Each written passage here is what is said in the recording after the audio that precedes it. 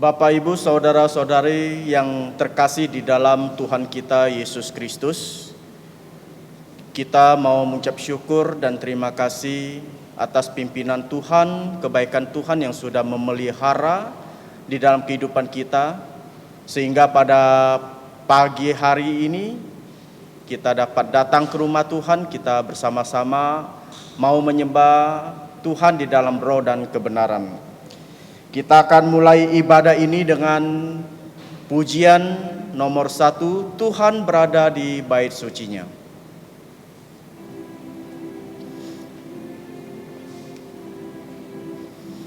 Tuhan berada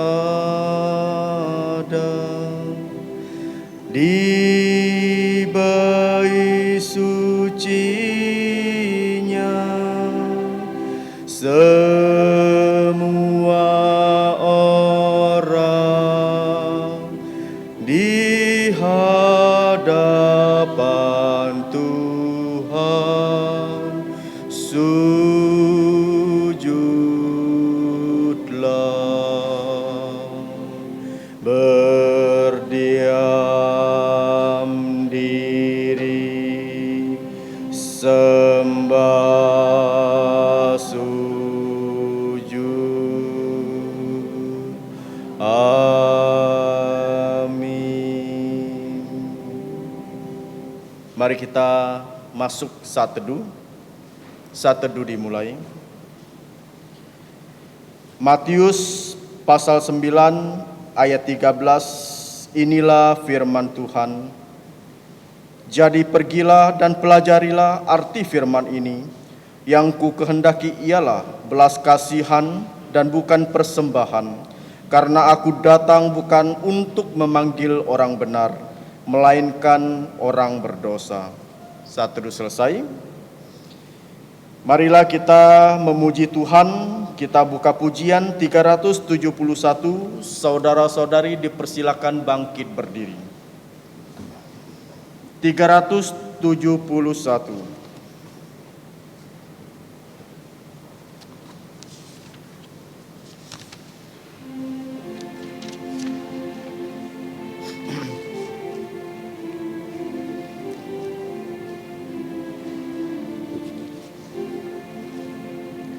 Ku suka mengabarkan tentang hal di sorga, tentang kasih Tuhanku yang mati untukku. Ku suka mengabarkan tentang kuasa Injil, selamatkan kaum berdosa, dapat hidup kekal. Ku suka mengabarkan Injil Tuhan yang mulia, kabarkan kasih Yesus dan keselamatannya. Ku suka mengabarkan indahlah Injilnya yang melebihi emas dan segala hartaku. Ku suka mengabarkan tentang berkat Injil yang memberiku hidup, gemarkan jantungku. Ku suka mengabarkan Injil Tuhan yang mulia, kabarkan dalam kasih Yesus dan keselamatannya. Ku suka mengabarkan, semakin ku kabarkan pada umat semua, senang mendengarnya. Ku suka mengabarkan tentang Injil Tuhan pada yang belum dengarnya, tentang kasih Tuhan. Ku suka mengabarkan Injil Tuhan yang mulia, kabarkan kasih Yesus dan keselamatannya. Marilah kita dengan merendahkan diri, kita datang ke hadapan Tuhan, kita masuk di dalam doa.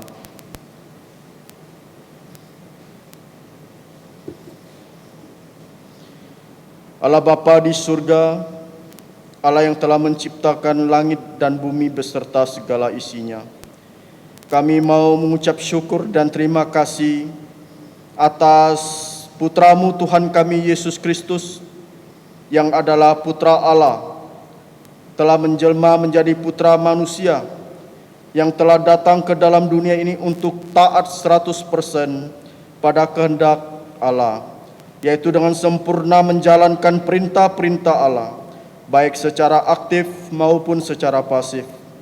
Secara pasif, Tuhan Yesus telah rela disalibkan di atas kayu salib dengan darahnya yang kudus, yang telah tercurah, menyucikan segala dosa-dosa pelanggaran setiap manusia yang sudah jatuh di dalam dosa. Yang terpenting adalah pada hari ketiga Tuhan Yesus sudah bangkit dari kematian. Dia telah mengalahkan maut, sehingga setiap kita, setiap manusia mempunyai pengharapan, yaitu kehidupan yang kekal. Terima kasih Bapa di surga, Engkau sudah memimpin kami datang ke bait-Mu yang kudus untuk menyembah Engkau di dalam roh dan kebenaran. Kami berharap Engkau memberikan kami lubuk jantung yang baik, yang taat, yang setia, yang takut akan Engkau, dan dengan rela dan sukacita untuk menyembah Engkau, sehingga setiap kami bisa memperoleh perubahan yang ajaib di dalam kehidupan kami. Terima kasih Bapa di surga. Sebentar kami juga siap mendengarkan firman-Mu. Kami memohon agar Engkau membuka lubuk jantung kami, lubuk jantung yang keras kami, sehingga kami dapat mengerti firman Tuhan yang disampaikan, dan kami dapat menjadi pribadi-pribadi yang begitu mau mengasihi Engkau, untuk sungguh-sungguh percaya kepada Tuhan Yesus dan mengikut Tuhan Yesus, dan mengakui bahwa Tuhan Yesus adalah Tuhan dan Juru Selamat secara pribadi kami. Terima kasih Bapa di surga. Dengarkanlah doa kami hanya di dalam nama Tuhan Yesus Kristus, yang sudah mengajarkan kami doa Bapa kami yang berbunyi: Bapa kami yang di surga, dikuduskanlah nama-Mu, datanglah kerajaan-Mu, jadilah kehendak-Mu di bumi seperti di surga. Dan ampunilah kami akan kesalahan kami, seperti kami juga mengampuni orang yang bersalah kepada kami. Dan janganlah membawa kami ke dalam pencobaan, tetapi lepaskanlah kami dari yang jahat, karena Engkaulah yang punya kerajaan dan kuasa dan kemuliaan sampai selama-lamanya. Amin. Gloria Patri.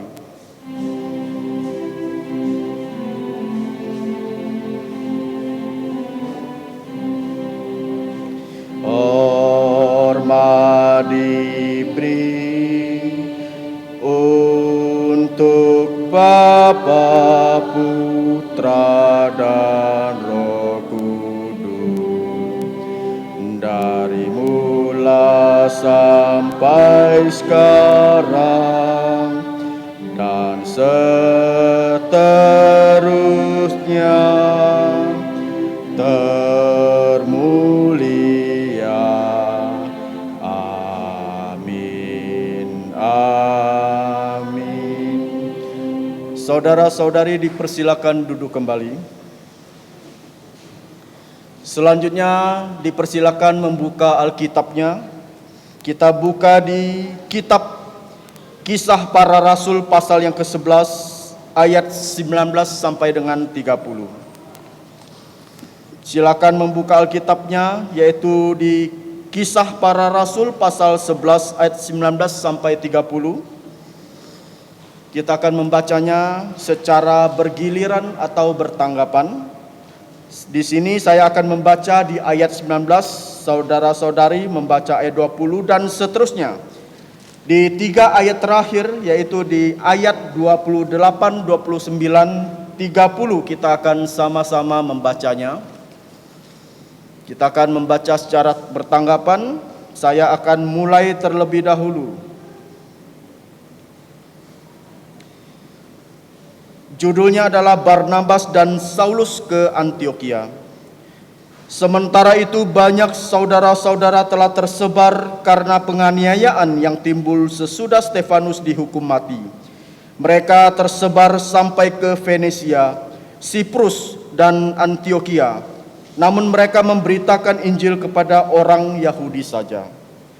Akan tetapi di antara mereka ada beberapa orang Siprus dan orang Kirene yang tiba di Antiokhia dan berkata-kata juga kepada orang-orang Yunani dan memberitakan Injil bahwa Yesus adalah Tuhan.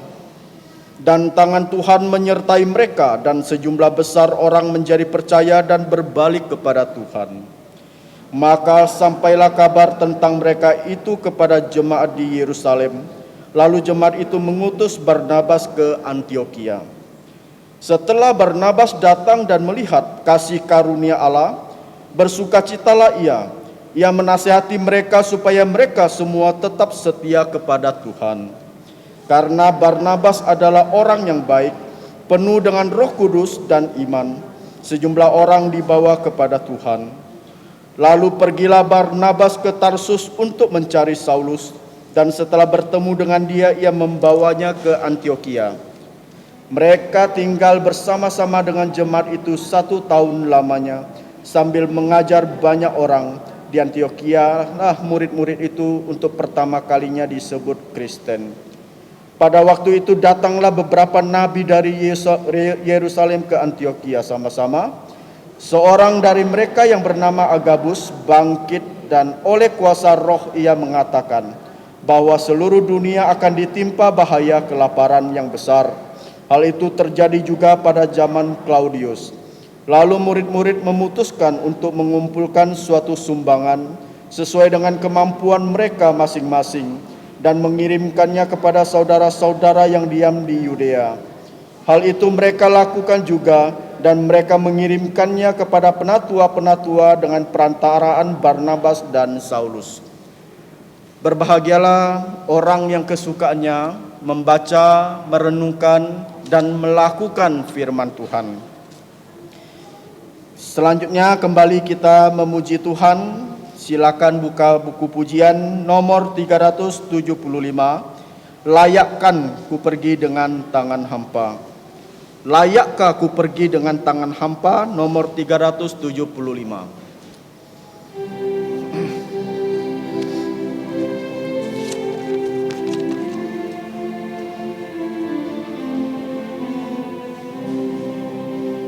Bila Tuhan memanggilku, layak kau ku jumpa Dia.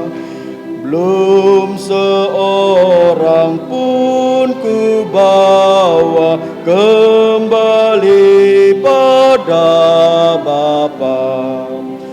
Tangan hampaku pulang ke jumpa Tuhan di sorga.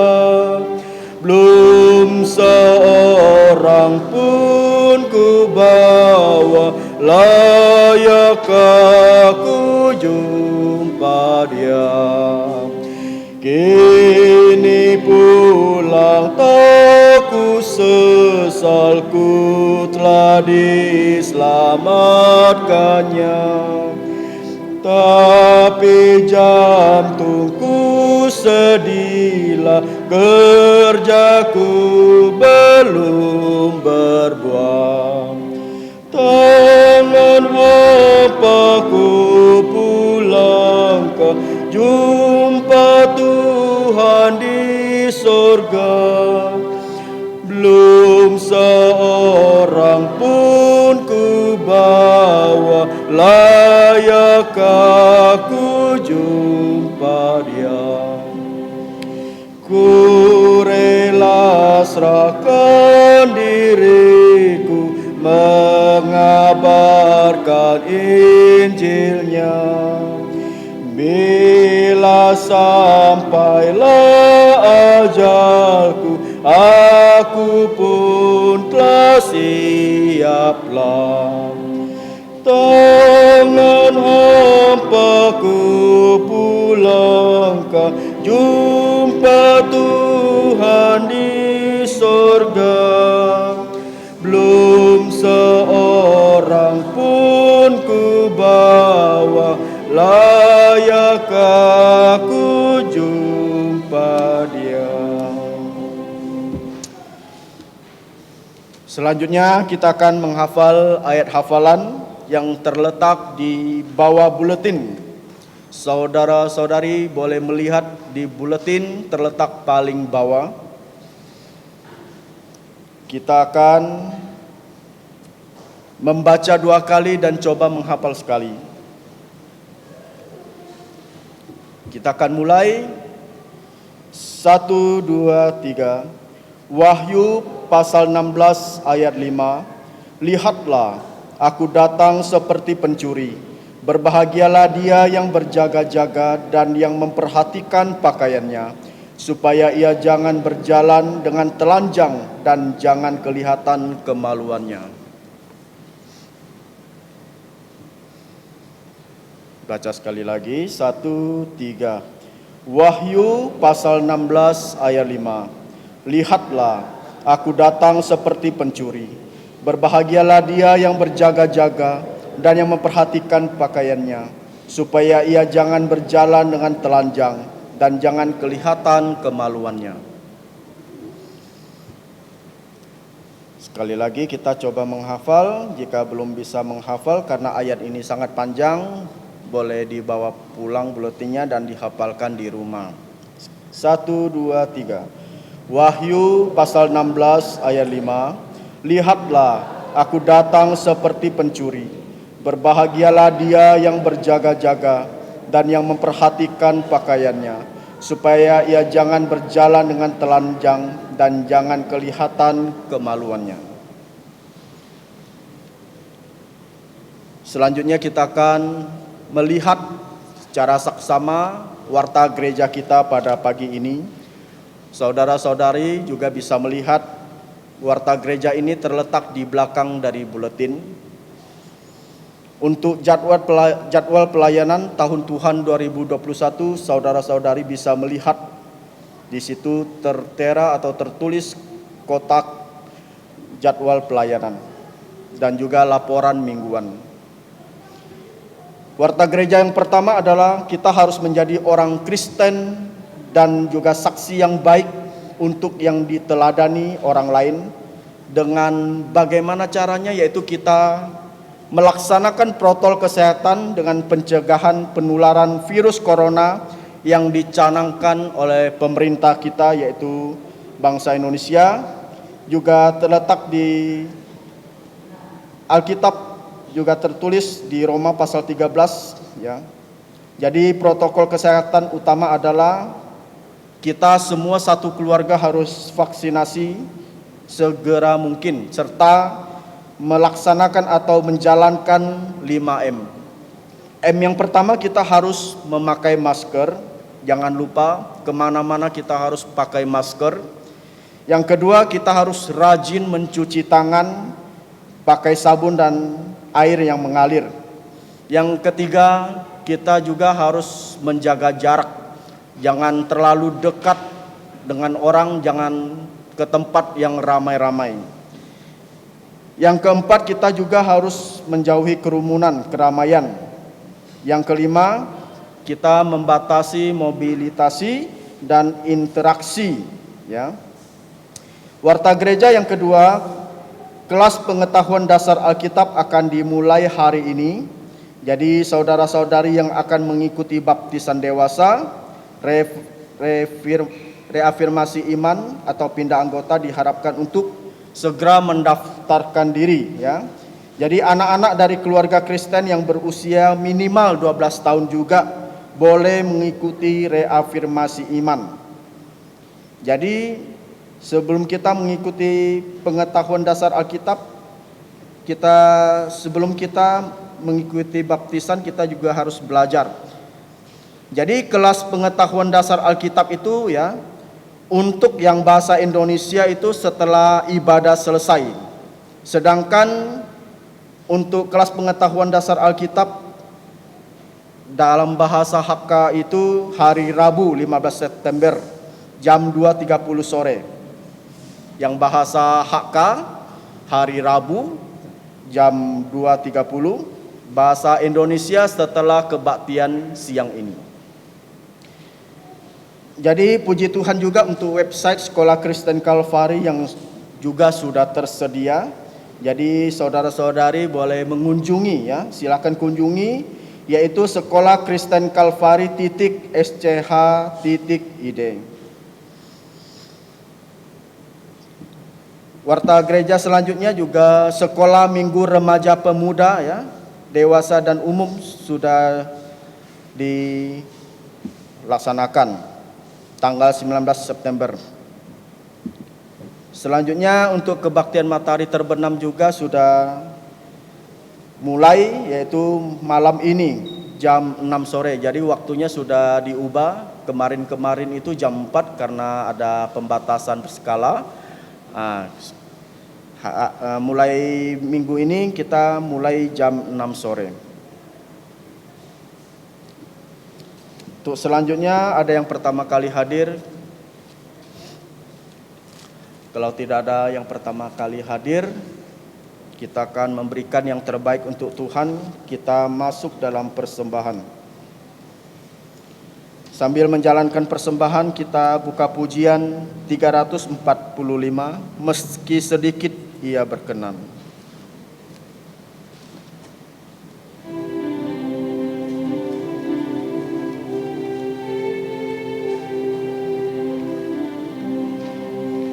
Ladang yang sudah menguning, adakah yang menuai? Dengar Tuhan memanggilmu, bekerjalah untuknya. Meski sedikit Ia berkenan, senantiasa bekerjalah.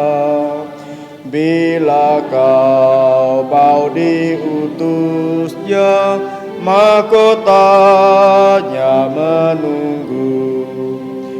Di tempat yang Tuhan utus, tak ada yang mau pergi. Namun Ia akan memakaimu dan takkan lupakanmu. Meski sedikit Ia berkenan, senantiasa bekerjalah. Bila kau mau diutusnya, mahkotanya menunggu. Sampai peperangan usai, kan tibalah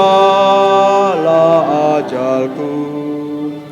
Ia akan menyambut hamba-Nya, masuklah oh anakku. Meski sedikit Ia berkenan, senantiasa bekerjalah. Bila kau mau diutusnya, mahkotanya menunggu. Saudara-saudari dipersilakan bangkit berdiri. Kita akan menyanyikan doksologi.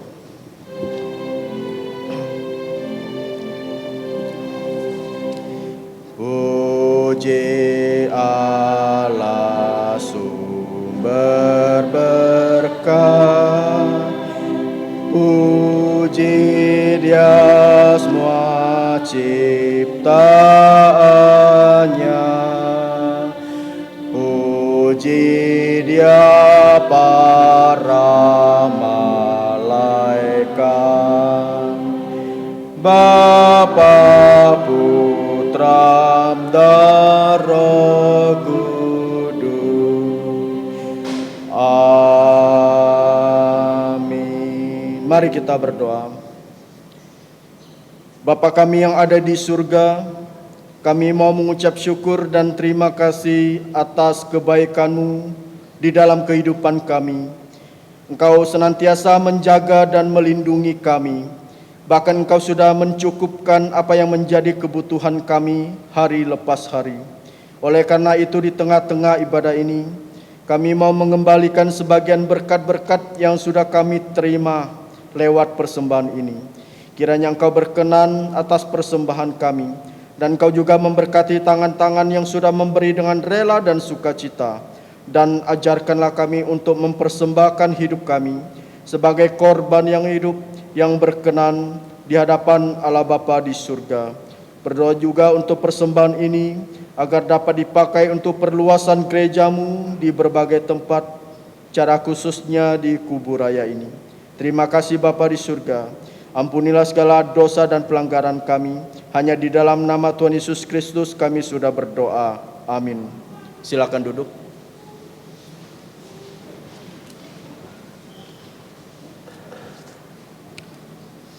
Selanjutnya, khotbah kita pada pagi hari ini dan juga sekaligus doa pengembalaan akan disampaikan oleh Guru Injil Peter Yoksan. Tema khotbah kita pada pagi ini adalah misi-misi pertama dari amanat agung ke ujung bumi. Untuk hambanya kami persilakan. Saudara-saudari yang saya kasih dalam Tuhan Yesus Kristus, selamat hari Tuhan dan selamat pagi. Sebelum kita mendengarkan firman Tuhan, mari kita kembali berdoa. Untuk yang leluasa, dipersilakan dapat berlutut. Pertama-tama, mari kita mengaku dosa, memohon belas kasihan dari Allah, supaya dengan darah Yesus Ia menghapus dosa-dosa kita, dan kita dapat berbicara kepada Allah Bapa kita yang kudus. Mari kita bersatu dalam doa.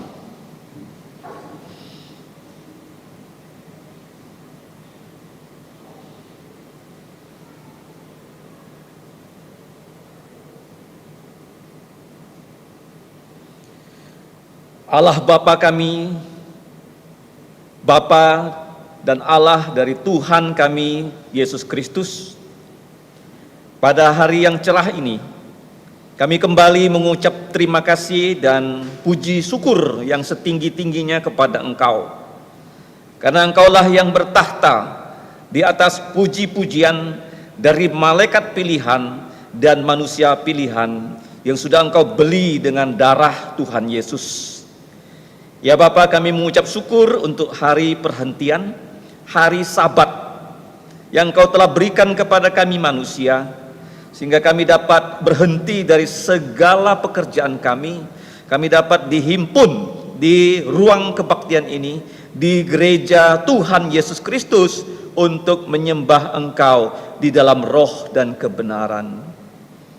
Ya Bapa, kami sadar kami adalah manusia-manusia yang sudah jatuh dalam dosa. Kami telah berdosa sejak nenek moyang kami, Adam dan Hawa, Bahkan kami sendiri juga telah berdosa melanggar hukum Taurat-Mu. Kami telah berdosa dalam pikiran, perkataan, dan perbuatan kami. Kami tahu sesuai dengan perintah-Mu, kami harus mengaku dosa kami. Dan ketika kami mengaku dosa, kami tahu Engkau adalah Allah yang setia dan adil. Dengan darah Yesus, Engkau akan menghapus semua pelanggaran kami. Pada saat ini ya Bapa, kami mengaku akan dosa-dosa kami. Mohon Engkau mengampuni kami dari segala pelanggaran kami. Kami juga mau berdoa supaya Roh-Mu menaungi kami dalam kebaktian, baik di ruang kebaktian ini dan juga anak-anak, dan juga di kelas kebaktian usia indah, kebaktian anak, dan kami di sini dapat menyembah Engkau melalui firman Tuhan yang sebentar lagi akan kami pelajari bersama-sama.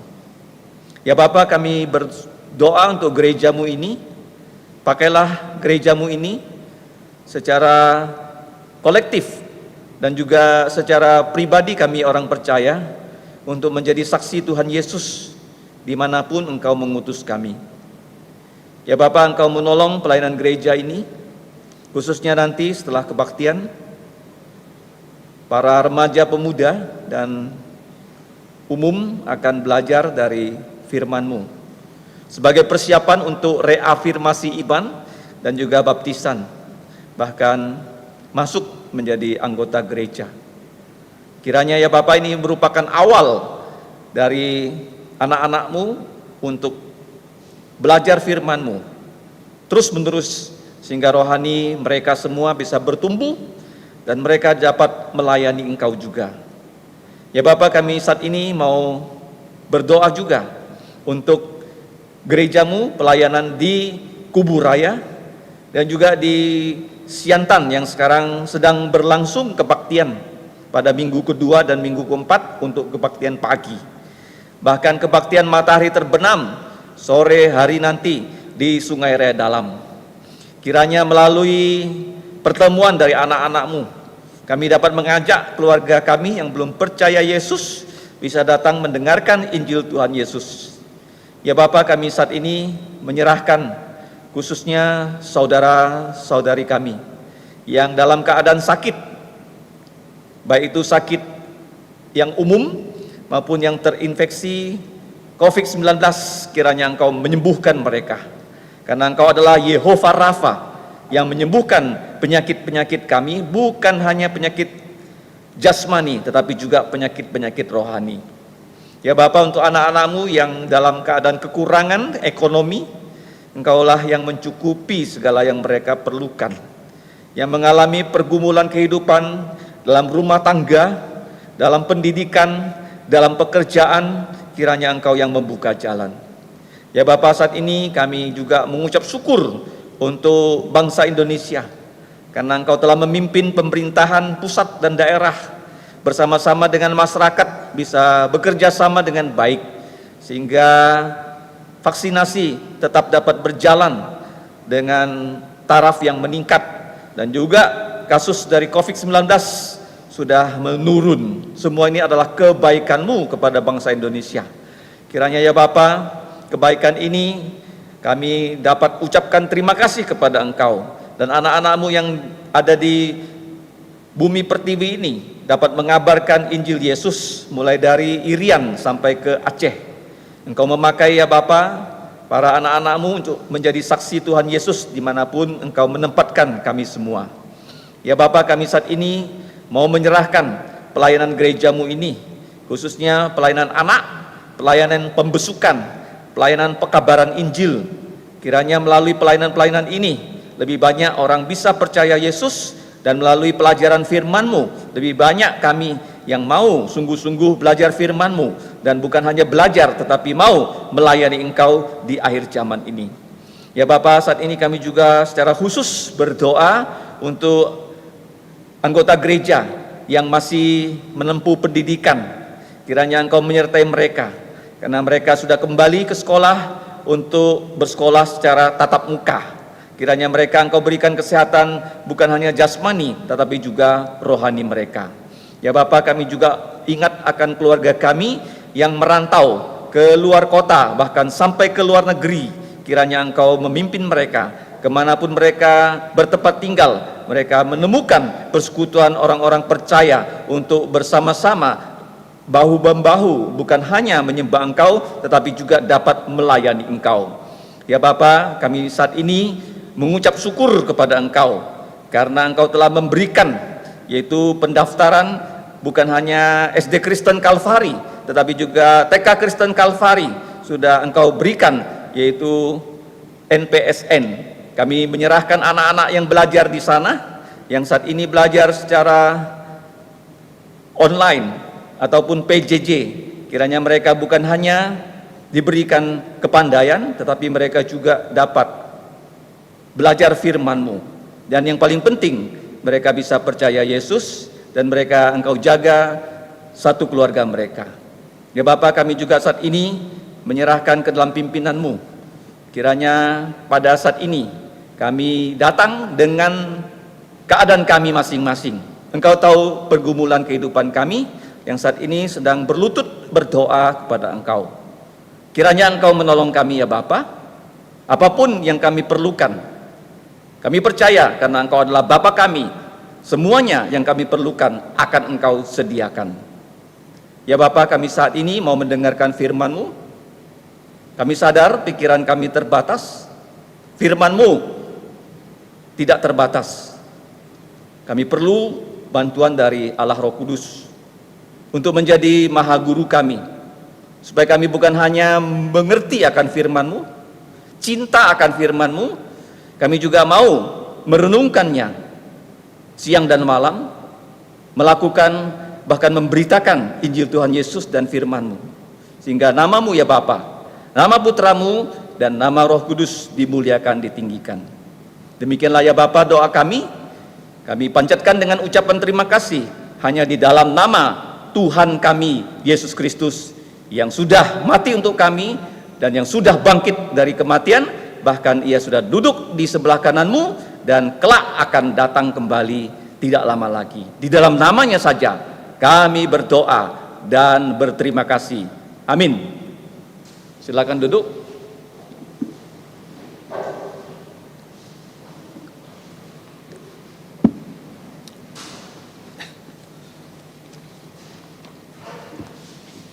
Kita mengucap syukur bahwa kita dapat belajar ya dari sejarah gereja yang ditulis di dalam Kisah Para Rasul. Nah, kalau kita simak Kisah Para Rasul, walaupun terdiri dari 28 pasal, tetapi pada pasal terakhir, ayat terakhir, ini adalah satu dari 3 kitab di dalam Perjanjian Baru yang tidak diakhiri dengan kata amin. Tidak ada kata amin. Kalau kamu melihat Injil Matius, ada kata aminnya. Wahyu ditutup juga dengan kata amin. Mengapa Kisah Rasul tidak ada kata amin? Karena kesaksian ya dari orang-orang percaya sejak Yesus naik ke sorga sampai Yesus datang kedua kali, itu menjadi isi dari kitab ini yang belum selesai. Kenapa belum selesai?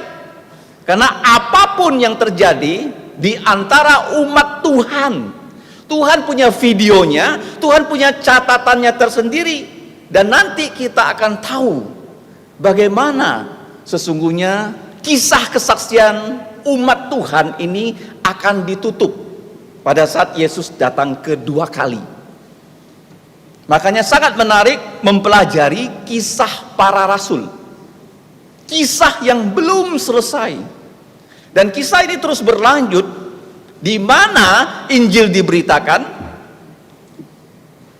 gereja-gereja Tuhan Yesus berdiri, Tuhan itu punya catatan.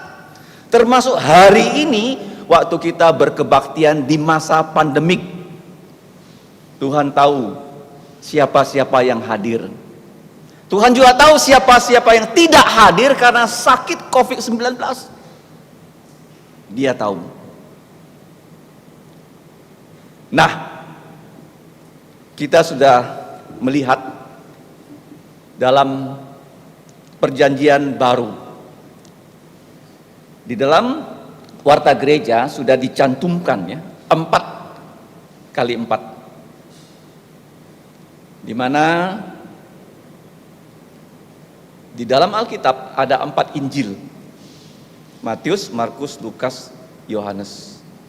Kemudian Injil itu terdiri dari 4 hal yang akan kita pelajari lebih detail waktu kita mengikuti pelatihan pada bulan Oktober mendatang, tanggal 20.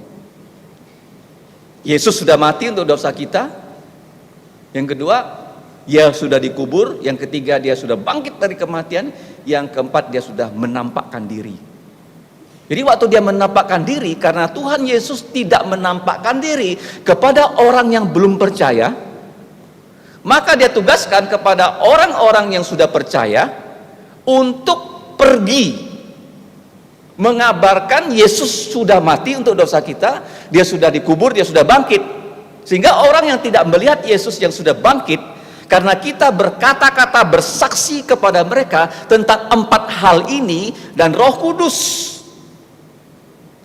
menggugah lubuk jantung mereka sehingga mereka percaya pada Tuhan Yesus. Maka Tuhan Yesus katakan, pergilah kamu, jadikanlah segala bangsa muridku. Segala bangsa, pergi.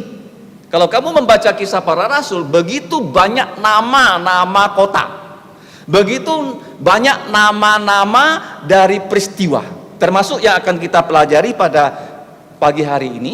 Judul khotbahnya adalah misi-misi pertama dari amanat agung untuk mengabarkan tentang Injil Tuhan Yesus, mendirikan gereja Tuhan Yesus dari Yerusalem, Yudea, ini Yerusalem, Yudea, Samaria, sampai ke ujung bumi. Nah, bumi ini bulat, di mana ujungnya? Di mana ujungnya?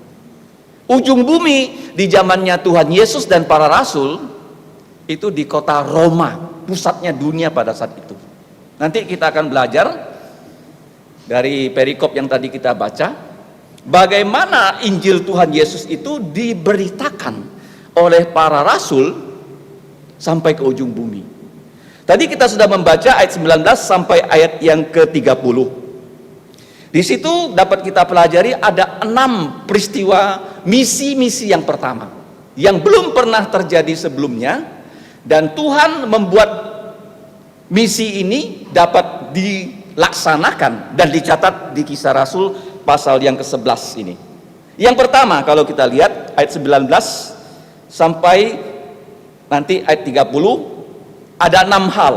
Yang pertama, ayat 19, sementara itu banyak saudara-saudara telah tersebar. Tersebar dari mana? Dari Yerusalem. Mereka tersebar karena apa? Karena Tuhan mengizinkan penganiayaan.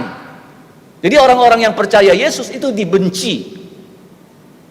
Orang-orang yang percaya Yesus itu dianiaya bukan hanya oleh orang-orang Yahudi yang ada di Yerusalem, mereka juga dianiaya kelak oleh kerajaan Roma. Kerajaan Roma. Dan mereka di sini dikatakan tersebar. Kenapa? Karena penganiayaan yang dilakukan oleh orang-orang Yahudi. Kalau kita membaca dalam pasal 7, yaitu peristiwa di mana Stefanus itu dilempari batu sampai mati. Ini orang-orang Yahudi menganiaya Stefanus. Nah, karena penganiayaan ini mereka itu tersebar sampai ke mana? Coba lihat di peta bagian yang terakhir di Alkitab kita, silakan dibuka. Ini adalah dunia perjanjian baru. Dari Yerusalem, kemudian orang-orang yang berada di gereja Yerusalem ini menyebar sampai ke mana? Di situ dikatakan oleh Alkitab ke Finisia. Finisia itu di mana? Sidon. Lihat ya, ada kota Sidon di situ. Kemudian sampai ke mana? Pulau Siprus. Jadi mereka menyebar ke Siprus sampai ke Antioquia. Di sini Antioquia adalah nama kota yang banyak ya di dunia Perjanjian Baru. Belasan kota bernama Antioquia. Tapi ini Antioquia di Syria. Ini merupakan kota di zaman Tuhan Yesus, itu adalah kota terbesar di dunia ketiga. Kota terbesar dunia pertama itu Roma. Kota terbesar dunia kedua itu Alexandria di Mesir.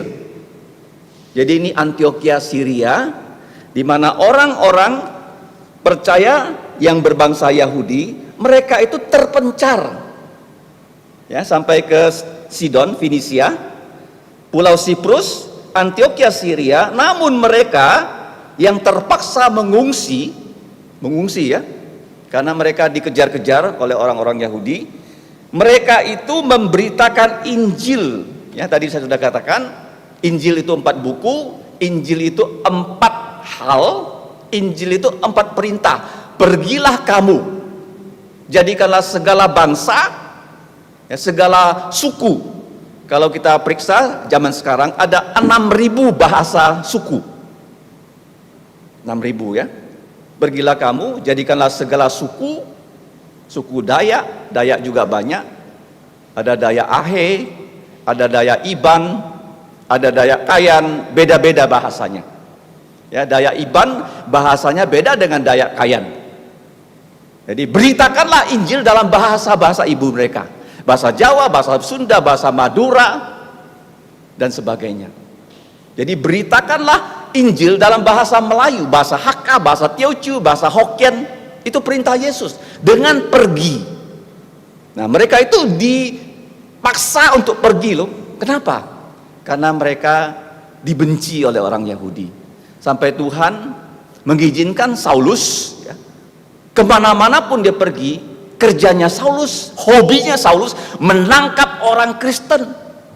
Kamu bayangkanlah kalau sekarang ada orang hobinya ya membenci orang Kristen, mengejar orang Kristen, menangkap orang Kristen. Gereja ini akan porak-poranda. Jadi mereka tidak bisa di Yerusalem, mereka pergi. Tadi sudah kita lihat di peta bagian akhir Alkitab, mereka perginya itu ke arah utara, ya, ke Finisia itu di Sidon, ke Pulau Siprus, dan ke Antioquia, kota yang ketiga terbesar di dunia. Tuhan tempatkan Antioquia itu di bagian selatan dari Yerusalem, supaya ketika gereja Yerusalem yang rata-rata orang Yahudi, ketika mereka mengungsi sampai di kota Antioquia Syria, mereka di situ akan memulai babak baru dari gereja Tuhan Yesus. Artinya begini ya, kemanapun orang Kristen dipimpin oleh Tuhan, Tuhan sudah punya rencana loh. Jadi mereka itu mengungsi ke kota nomor 3 terbesar di dunia. Jakarta termasuk kota besar di dunia. Kenapa gereja dibawa ke situ? Nanti kita lihat ya, itu pelajaran pertama. Misi pertama, gereja Yerusalem diporak-porandakan.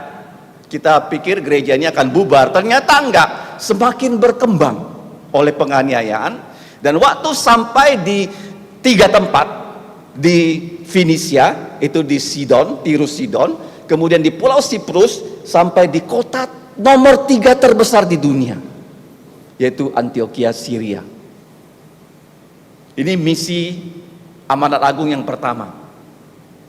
Yang kedua, ayat 20-21, akan tetapi di antara mereka ada beberapa orang dari Pulau Siprus dan orang Kirene. Nah, kamu lihat bagian belakang lagi peta, makanya di sini ada globe ya. Kirene itu ada di Afrika. Ini ya, di Libya. Jadi orang-orang percaya dari Pulau Siprus dan dari Libya, jauh jaraknya, mereka pergi ke Antioquia di sini. Kenapa begitu? Karena gereja di Antioquia, di kota nomor 3 paling besar di dunia ini, gerejanya itu bertumbuh berkembang. Sehingga orang-orang Kristen dari Kirene, dari Siprus, mereka dikirim oleh Tuhan Yesus menuju ke Antioquia. Ya, seperti biasa ya, kalau kita mendengar sebuah tempat ekonominya lebih baik, orang-orang dari tempat yang ekonominya kurang baik akan berimigrasi ke situ. Contohnya ya, banyak orang Indonesia yang merantau sampai ke Australia, merantau ke Taiwan. Kenapa mereka mau merantau dari Kubu Raya ini ke sana? Karena ekonomi di sana lebih bagus daripada di sini. Ini juga begitu. Tuhan sengaja membawa gereja itu sampai di kota yang sangat-sangat makmur, yang besar sekali jumlah penduduknya. Nah, waktu gereja di Antioquia berkembang, maka orang-orang dari Siprus, orang-orang Kirene, mereka pergi ke Antioquia, ayat 20-21 ya. Kemudian mereka mulai mengabarkan Injil ya. Sebelumnya hanya mengabarkan Injil ayat 19 kepada orang-orang Yahudi saja. Tetapi di sini ayat 20-21, misi pertama Injil itu mulai dikabarkan bukan lagi kepada kalangan orang-orang Yahudi yang 12 suku, tetapi kepada orang-orang yang berbahasa Yunani. Nah, kalian sudah belajar kan minggu yang lalu dan 2 minggu yang lalu, di mana Petrus Tuhan pimpin ke rumah Kornelius, orang yang tidak bersunat, orang kulit putih, sehingga mata dari para pemimpin gereja mulai dibuka oleh Tuhan bahwa Injil ini yang kalian hanya kabarkan kepada orang-orang Yahudi sekarang harus diberitakan kepada semua bangsa. Dimulai dengan orang-orang Yunani. Kenapa? Karena bahasa Yunani adalah seperti zaman sekarang bahasa Inggris, bahasa internasional pada zaman itu. Walaupun yang menguasai dunia saat itu adalah kerajaan Roma, kerajaan Roma itu di kantor mereka menggunakan bahasa Latin. Ya, kalau kalian belajar kedokteran, istilah-istilah dalam dunia kedokteran itu bahasa Latin. Ingat ya. Tetapi bahasa internasional itu adalah bahasa Yunani. Dan di dalam ayat 20-21 dikatakan di situ mereka mulai memberitakan Injil dalam bahasa Yunani bahwa apa? Yesus adalah Tuhan. Ini intinya dari Alkitab. Ya, kalau kamu ditanya apa sih inti dari Alkitab? Yesus adalah Tuhan. Kalau manusia tidak percaya Yesus adalah Tuhan, maka waktu dia mati dia pasti masuk neraka. Nggak ada berita lebih penting daripada itu loh, yang harus kita percayai, yaitu Yesus adalah Tuhan. Nah, itu yang mereka beritakan, Tuhan yang sudah menjelma jadi manusia, yang sudah mati untuk dosa-dosa kita, tetapi dia bangkit dari kematian dan dia sudah mengalahkan maut. Itu yang mereka beritakan. Yesus adalah Tuhan kepada orang-orang yang berbahasa Yunani, dan dengan mereka tangan Tuhan menyertai mereka. Kalau kita berbicara tentang tangan Tuhan, itu berbicara tentang apa? Kemahakuasaan Tuhan. Kemahakuasaan Tuhan menyertai mereka, dan dikatakan oleh Alkitab sejumlah besar orang menjadi percaya dan bertobat berbalik kepada Tuhan. Ini berita yang paling menggembirakan, di mana manusia yang sudah jatuh dalam dosa, ketika mereka mendengarkan Injil Tuhan Yesus, orang yang berdosa bisa percaya pada Yesus. Itu adalah kemenangan yang paling utama di dunia ini. Manusia di dunia ini seringkali senang dengan yang namanya sukses ya. Kita ingin kita berhasil dalam sekolah. Mana ada orang yang masuk sekolah tidak berharap dia tidak lulus sekolah. Orang yang bekerja juga mengharapkan ya ada hasil dari pekerjaan itu. Tetapi kita harus tahu ya bahwa ada satu hal yang Tuhan Yesus sudah kerjakan, di mana dia bangkit dari kematian. Itu adalah keberhasilan yang paling utama di seluruh dunia. Di mana Tuhan Yesus ya yang sudah bangkit, kalau kita beritakan tentang dia yang sudah bangkit, orang itu percaya pada Tuhan Yesus, maka orang yang berdosa itu akan langsungnya otomatis hidupnya berubah 180 derajat.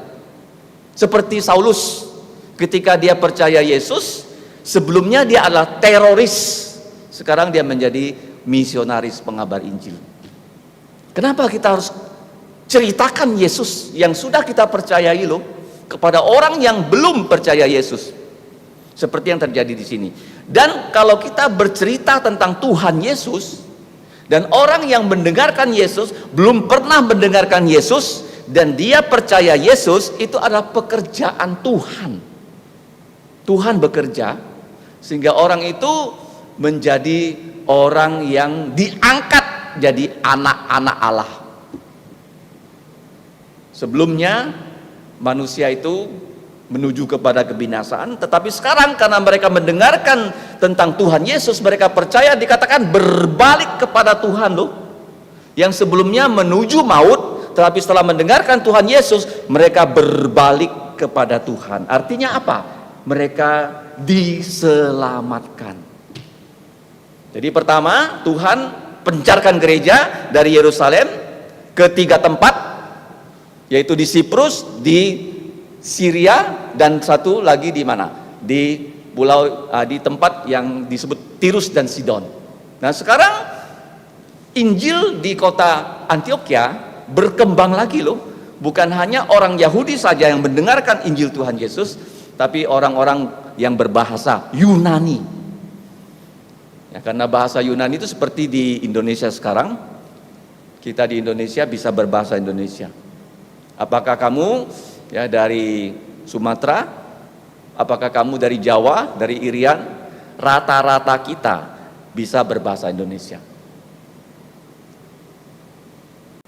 Itu misi pertama. Yang kedua, misi pertama yang ketiga, kalau kita lihat di ayat yang ke-22 sampai 23. Maka sampailah kabar tentang mereka itu kepada gereja di Yerusalem.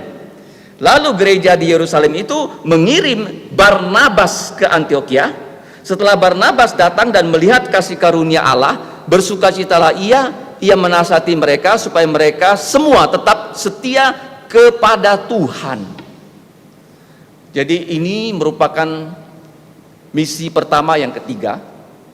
Nah setelah Injil diberitakan kepada orang-orang yang berbahasa Yunani di kota Antioquia Syria, kota yang terbesar nomor 3, dikatakan sebelumnya karena banyak orang yang percaya di situ, tidak sedikit ya, karena tangan Tuhan menyertai mereka, gereja di Yerusalem, gereja orang Yahudi yang dilayani oleh para rasul. Di situ ada Petrus, ya, di situ ada saudara tirinya Yesus yang bernama Yakobus. Mereka melayani di Yerusalem, dan mereka sekarang mengutus satu orang, mengirim satu orang loh, yang bernama Barnabas. Nah, nama Barnabas ini terkenal di kalangan Kristen.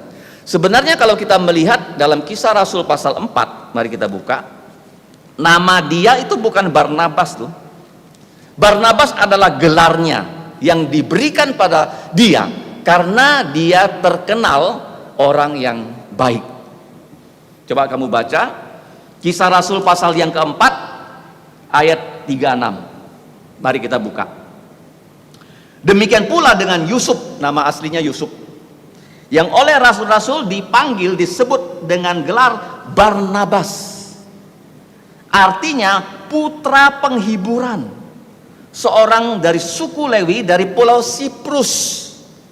Ia menjual ladang miliknya lalu membawa uangnya itu dan meletakkannya di depan kaki rasul-rasul di gereja Yerusalem. Jadi di Yerusalem itu ada gereja yang dilayani oleh para rasul. Dan para rasul ini sebelum Yesus naik ke sorga, Yesus katakan kepada mereka, kamu harus menjadi saksiku di Yerusalem, Yudea, Samaria sampai ke ujung bumi. Ah, ini yang penting ya. Bersaksi sampai ke ujung bumi berarti kita harus mengabarkan Injil ke seluruh dunia. Ke seluruh dunia loh.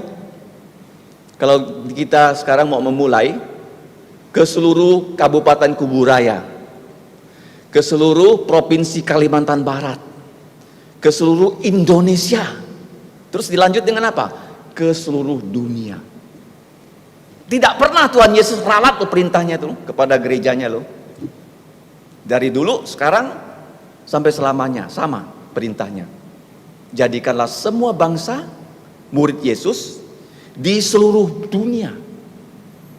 Ya, jadi kalau kita belum tahu tentang hal ini, maka kita harus tahu ya bahwa gereja itu bukan hanya Tuhan Yesus tentukan berdiri di satu tempat, tetapi harus ya, menjadi saksi di seluruh dunia. Nah, untuk mencapai itu, Tuhan Yesus itu turun tangan. Ya, pertama tadi saya katakan Tuhan Yesus membencarkan orang gereja sehingga mereka menjadi pengungsi. Dan waktu mereka mengungsi, mereka nggak sangka akan sampai di kota nomor 3 yang paling besar. Dan gereja di situ Tuhan buat berkembang. Sehingga ketika berkembang, pelayanan mereka itu ya tidak bisa mereka handle ya setempat. Dan Tuhan sekarang menggerakkan para pemimpin gereja di Yerusalem mengutus satu orang yang bernama Yusuf, tapi dipanggil Barnabas. Kenapa namanya Barnabas? Karena dia orang yang baik di mata Tuhan dan di mata manusia. Kalau kalian nanti punya anak laki-laki ya, boleh kasih dia nama Barnabas. Nama aslinya Yusuf.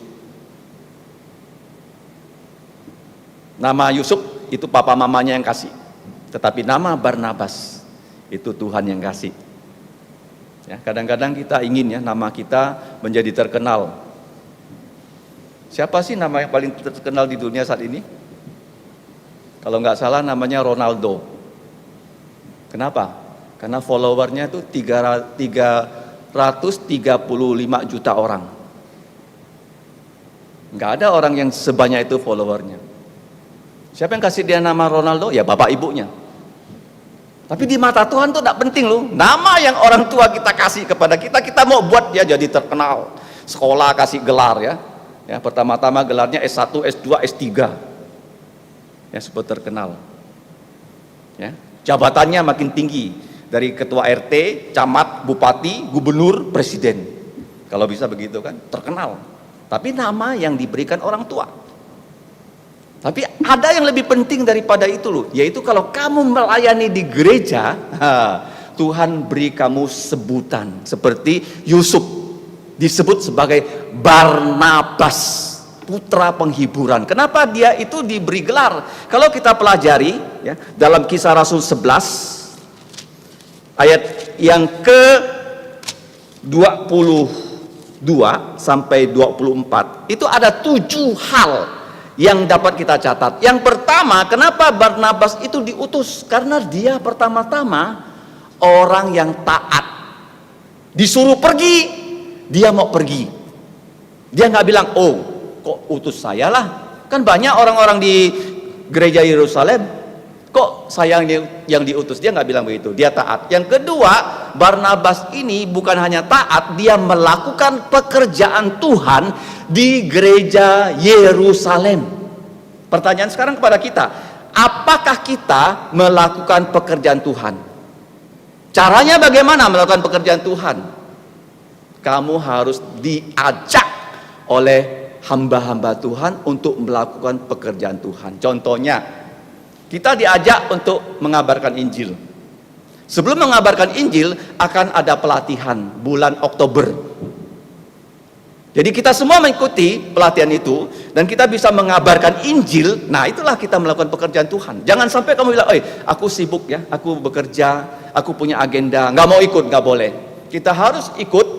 Sehingga Barnabas ini, kalau kita lihat, yang pertama dia taat, disuruh pergi dia mau pergi. Yang kedua, dia memang melakukan pekerjaan Tuhan. Kalau dia tidak melakukan pekerjaan Tuhan, mana mungkin dia yang diutus. Dia adalah yang terbaik di antara orang-orang Yahudi yang bisa berbahasa Yunani. Dia dikirim, putra penghiburan. Yang ketiga, waktu dia sampai di Antioquia Syria, Tuhan itu membuka matanya, melihat apa yang terjadi di Antioquia. Itu tidak pernah dia lihat di Yerusalem. Kalau di Yerusalem dia melihat orang-orang Israel yang bersunat, yang percaya Yesus. Tetapi di Antioquia ada orang yang tidak bersunat percaya Yesus. Dan mereka tidak bisa berbahasa Ibrani, tapi berbahasa Yunani. Dan dia melihat pelayanan di situ maju, dan dia itu bersukacita. Jadi kalau kamu melihat ada pelayanan di gereja ini maju, kamu harus bersukacita. Kamu melihat hidup kawan kamu maju, kamu juga bersukacita. Dia nggak iri loh. Itu karakter dia yang ketiga. Karakter dia yang keempat. Jadi waktu dia melihat pelayanan di situ maju, dia bisa melebur dengan orang-orang setempat. Dan dia mulai mengabarkan Injil, dia mulai mengajar firman Tuhan, menasihatkan orang.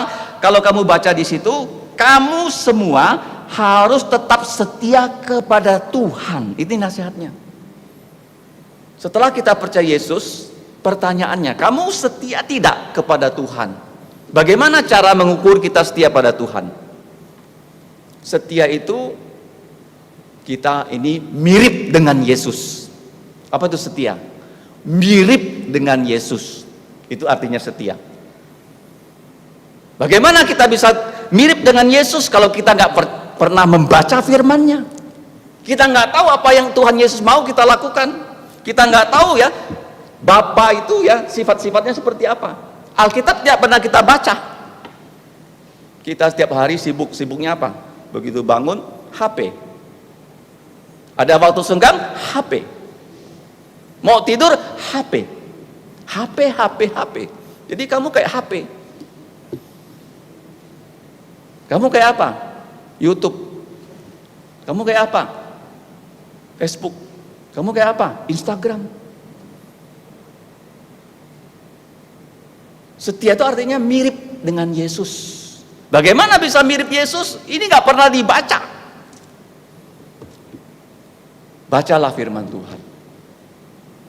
Maka kita bisa mirip dengan Tuhan Yesus. Saya sering katakan ya, zaman dulu di Jepang, mereka tidak bisa membuat speaker ya, yang bagus. Hanya di Eropa bisa membuat speaker yang bagus. Apa tuh speaker yang bagus? Kalau di sini saya main gitar, dari speaker itu keluar suara gitar, itu namanya bagus, setia. Coba kamu bayangkan, saya di sini main gitar, di situ keluarnya suara piano, bagus nggak speakernya? Ya sekarang ada namanya WiFi kan. WiFi itu artinya kemana-mana kamu pergi ada sinyalnya. Dulu belum ada WiFi, namanya Hi-Fi, High Fidelity. Kalau suara saya didengar tanpa mic ini, kamu tahu ini suara saya. Begitu suara saya direkam, kamu dengarkan dari speaker, kamu tahu itu suara saya. Itu namanya Hi-Fi, High Fidelity. Kamu mirip Yesus nggak? Saya mirip Yesus nggak? Jangan-jangan saya mirip aktor, artis, drakor. Celaka. Paham ya? Jadi Barnabas ini menasihat mereka, kalian semua harus mirip Tuhan Yesus. Jangan mirip siapa? Jangan mirip dunia. Barnabas kenapa baik? Dia taat, disuruh pergi dia mau. Yang kedua apa? Dia sudah dalam pelayanan di gereja Yerusalem. Ya, bukan dibilang, siapa yang mau pergi? Semua daftar. Yang belum pernah melayani pun diutus, gak bisa. Dia sudah melayani di Yerusalem. Yang ketiga, waktu dia pergi, Tuhan buka matanya loh. Ya, kamu pernah nggak mata kamu terbuka? Mata saya beberapa kali terbuka. Pertama, mata saya terbuka waktu saya pertama kali menginjakkan kaki di Singapura. Kenapa? Karena Singapura tuh bersih luar biasa. Kalau kita balik di Indonesia, kok kotor ya Indonesia ya? Nah, mata kamu bisa terbuka. Kemudian mata saya terbuka berikutnya, beberapa hari lalu, saya melihat video istana terlarang di kota Beijing. Wah, itu besar sekali loh. Mungkin istananya itu sebesar Parit Baru loh. Dari tempat ke tempat berjalan besar sekali. Kamu bayangkan satu kaisar bisa membangun istana sebesar itu, dan di dalam istana itu kamu tahu isinya apa? Selir-selirnya. Disebut istana terlarang. Kenapa terlarang? Tidak boleh laki-laki masuk kecuali dikebiri. Jadi manusia menjajah manusia. Lihat tuh di YouTube tuh ada tuh namanya Forbidden City, kota terlarang. Kenapa disebut kota terlarang? Tidak boleh ada pria masuk kecuali kaisar, karena di dalamnya itu semuanya selir dia. Kecuali ya kasim-kasim yang sudah dikebiri yang boleh masuk. Buat mata saya kaget loh, kok bisa ya satu orang itu ya begitu di dunia ini berkuasa, menguasai banyak orang. Mata kita terbuka, tapi di sini yang paling penting mata Barnabas dibuka melihat Tuhan Yesus bekerja, bukan lagi seperti Yerusalem. Di Yerusalem dia melihat banyak orang Yahudi percaya, tapi di sini dari segala bangsa. Ada orang Jawanya, ada orang Dayaknya, ada orang Melayunya percaya Yesus. Mata kamu jadi terbuka. Jadi Barnabas yang pertama dia taat, dia dalam pelayanan, dia dibuka matanya. Yang ketiga dia sampai di situ, dia mengabarkan Injil juga bersama mereka dan mengajar firman supaya gereja di Antioquia itu setia. Setia kepada apa? Kepada firman Tuhan. Karena mereka dari bangsa-bangsa lain penyembah berhala, mereka nggak punya kitab perjanjian lama. Siapa yang tahu? Dia orang Lewi. Barnabas, Yusuf, dia tahu perjanjian lama. Dia mengajarkan itu kepada mereka. Seperti sekarang. Kami lebih dulu tahu. Kami harus ajarkan kepada kalian supaya kalian tahu. Dan 3 hal yang terakhir. Coba lihat ayat 24. Barnabas orang baik. Yang berikutnya, Barnabas penuh dengan Roh Kudus dan iman. Apa itu iman? Iman itu artinya dia percaya pada firman, dan dia juga percaya melalui kesaksiannya dia bisa membawa orang percaya Yesus. Itu iman. Dia percaya dengan bekerja bersama-sama orang Kristen, dia bisa mendirikan begitu banyak gereja. Itu iman. Kamu ditanya, gereja kita beriman gak? Kamu beriman gak? Selain kamu sudah percaya Yesus, kamu harus berdoa untuk keluarga kamu yang belum percaya, sehingga mereka beriman. Kamu percaya dengan mengabarkan Injil Tuhan Yesus dengan bercucuran air mata, dengan rajin, walaupun COVID-19 kita tetap mengabarkan Injil. Kita berharap orang yang belum tahu Injil bisa percaya Yesus. Itulah iman. Mengerti? Barnabas dia beriman. Dia beriman kalau dia melayani bersama-sama anak-anak Tuhan, akan banyak orang lebih tahu firman. Dan kalau kita sudah lebih tahu firman, pasti kita mau terlibat dalam pelayanan pengabaran Injil. Ya, kamu yang sudah punya anak di rumah, kamu dengarkan khotbah, kamu akan bawa anak kamu belajar firman. Nggak mungkin kamu yang baik ini kamu simpan sendiri. Barnabas baik, penuh Roh Kudus, penuh dengan iman. Dia percaya. 7 hal ya. Yang pertama, dia taat, disuruh melayani, dia pergi. Dia nggak banyak cincong, tidak banyak alasan. Yang kedua, dia sudah terlibat pelayanan sebelumnya, bukan serta-merta loh dia disuruh pergi melayani. Yang ketiga, dia datang ke kota itu matanya terbuka. Dia tidak pernah melihat ada orang-orang yang tak bersunat percaya Yesus. Di Yerusalem itu kebanyakan orang Yahudi yang percaya, matanya dibuka. Yang keempat, dia langsung bergabung dengan tim di situ. Ya, ada masalah kalau kamu nggak bisa bekerja sama dengan orang. Pelayanan tuh nggak mungkin ya, pelayanan 1 orang atau 2 orang saja. Tim, seperti sepak bola, minimal ada 11 orang main, ada pelatihnya, banyak pelatihnya. Kalau kita tidak bisa bekerja sama dengan orang, kamu tidak bisa seperti Barnabas. Kemudian Barnabas berikutnya dikatakan dia baik, penuh Roh Kudus, dan dia penuh iman. Ya, iman itu punya cita-cita untuk Tuhan. Apa cita-cita kamu untuk Tuhan? Yang pertama, keluarga kamu seluruhnya percaya Yesus. Itu cita-citanya. Kamu punya cita-cita dengan saya punya cita-cita sama. Keluarga saya ada yang belum percaya, saya juga bergumul supaya mereka percaya. Kita sama-sama punya cita-cita yang sama. Membawa orang yang belum percaya Yesus dan mendirikan gereja Yesus di segala tempat. Ini yang Kita lihat ya dalam peristiwa ketiga. Gereja Yerusalem dipencar ke Antioquia, ke mana? Pulau Siprus, ke mana lagi? Tirus, Sidon, Finisia. Tapi mereka masih memberitakan Injil hanya kepada orang-orang Yahudi. Ayat 20-21, dari Siprus dan Kirene orang Afrika datang ke situ, mulai mengabarkan Injil kepada orang Yunani yang bukan Yahudi. Dan banyak mereka percaya Yesus. Karena gereja Antioquia itu kota nomor 3 terbesar di dunia, berkembang. Jadi gereja Yerusalem itu mendengarkan dan mereka mengutus Barnabas, putra penghiburan, datang ke situ. Dan kita sudah belajar apa yang dilakukan Barnabas sampai di situ. Dia bisa bergabung dengan tim di Antioquia, bersama-sama mereka mengabarkan Injil dan mengajar firman.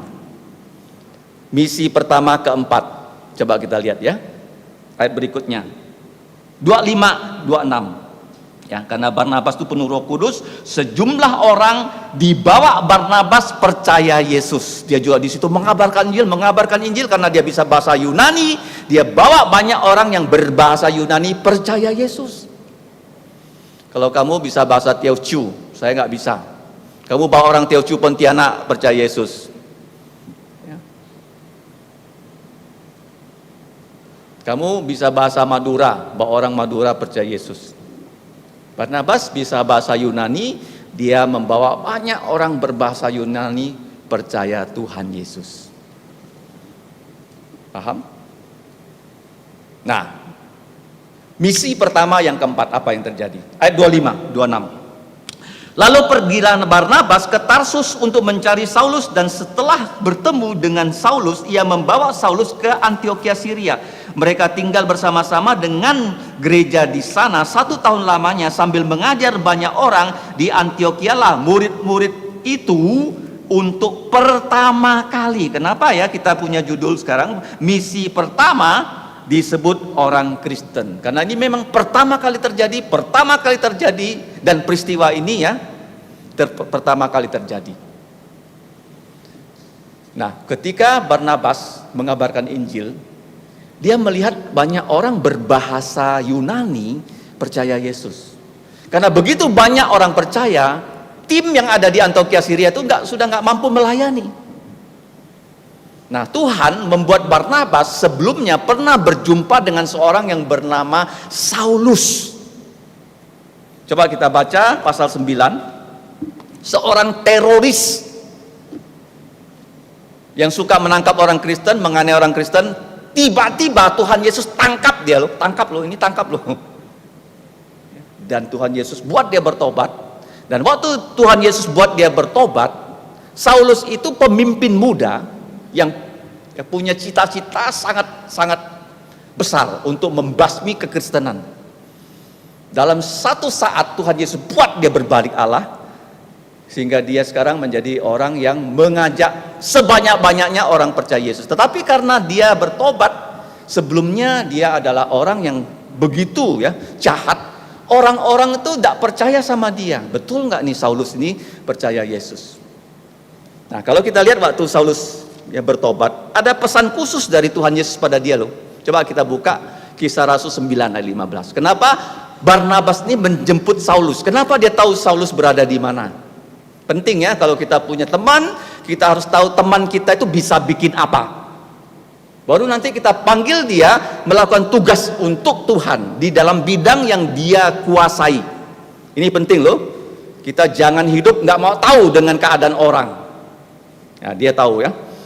Kisah Rasul 9 ayat 15. Tetapi firman Tuhan kepada Ananias, pergilah, sebab orang ini Saulus adalah alat pilihan untukku untuk memberitakan namaku, nama Tuhan Yesus, kepada bangsa-bangsa lain serta raja-raja dan orang-orang Israel. Jadi Tuhan sudah tentukan Saulus ini ketika diangkat menjadi Rasul Paulus, tugasnya adalah mendirikan gereja-gereja yang bukan Yahudi sebanyak-banyaknya. Itulah Tuhan sudah punya tujuan pada hidup kamu dan hidup saya loh. Cuma sekarang kamu tahu nggak apa Tuhan ingin kamu lakukan di dunia ini? Tuhan sudah punya tujuan loh. Saulus waktu bertobat, Tuhan pesan sama Ananias. Ananias kan nggak kenal Saulus. Disuruh pergi mengunjungi Saulus, membaptis Saulus, menumpangkan tangan sama Saulus. Ananias nggak berani. Tuhan itu kan orang jahat itu. Apa nggak salah? Kira-kira begitu ya. Tapi dia pergi juga. Dia begitu mendoakan Saulus, mata Saulus terbuka dan dia membaptis Saulus. Tetapi coba lihat ya, Saulus tidak serta-merta diterima gereja di Yerusalem karena dia pernah banyak menangkap orang Kristen, membunuh orang Kristen. Kemungkinan gereja di Yerusalem ada keluarganya pernah dibantai oleh timnya Saulus. Kira-kira dia bisa diterima enggak? Dia dulu pembantai orang Kristen. Dan orang-orang yang mati di situ termasuk keluarga Stefanus. Kira-kira ya bisa nggak dengan gampang menerima Saulus? Nggak gampang ya? Nah sekarang ada orang bernama Barnabas. Baca ayat 27. Ya, nggak gampang membawa seorang tuh ke gereja loh. Kalau ada orang baru ke gereja, kalian yang lama di sini nggak mau perhatikan dia, acuh sama dia. Kira-kira minggu depan dia datang lagi nggak? Nah, ada orang yang harus seperti Barnabas, yang peduli ya dengan orang lain. Ayat 27, tetapi Barnabas menerima Saulus dan membawa Saulus kepada rasul-rasul dan menceritakan kepada mereka bagaimana Saulus melihat Tuhan di tengah jalan dan bahwa Tuhan berbicara dengan dia dan bagaimana keberanian Saulus mengajar di Damsyik dalam nama Yesus. Jadi yang kenal dengan Saulus adalah Barnabas. Dan Tuhan sengaja mengutus Barnabas ke Antiokhia supaya matanya terbuka. Sekarang Injil bukan hanya diberitakan kepada orang Yahudi, sekarang Injil itu harus go international. Go international. Dibawa ke segala penjuru dunia. Dan orang itu yang Tuhan sudah tunjuk namanya Saulus. Nah, makanya kalau kita baca di sini pada misi pertama keempat, Barnabas diutus Tuhan menjemput Saulus di kota Tarsus. Tarsus itu tempat asalnya Saulus loh. Dia berasal dari kota Tarsus. Alkitab tidak menyebut siapa nama bapaknya, tapi disebut Paulus dari Tarsus. Kalau kita lihat ya, dari Antiokhia kalau berjalan ya ke Tarsus, itu bukan perjalanan yang dekat. Tetapi Tuhan pimpin dia pergi ke situ. Zaman dulu kan tidak ada telepon. Saulus, Saulus, kamu ada di mana ya? Nah, aku mau datang ngomong sama kamu. Nggak ada. Tapi dia berjalan ke Tarsus. Coba kamu kalau lihat di sini di peta bagian belakang. Ya, jadi orang Kristen jangan buta peta ya. Jangan hanya tahu Google Map aja. Ya, mau ke mall ini ya Google Map-nya bagaimana dipakai. Ini petanya kamu pakai. Ya, bagian belakangnya. Nah, kamu lihat dari Antiokhia dia berjalan ke utara ke Tarsus. Jauh loh.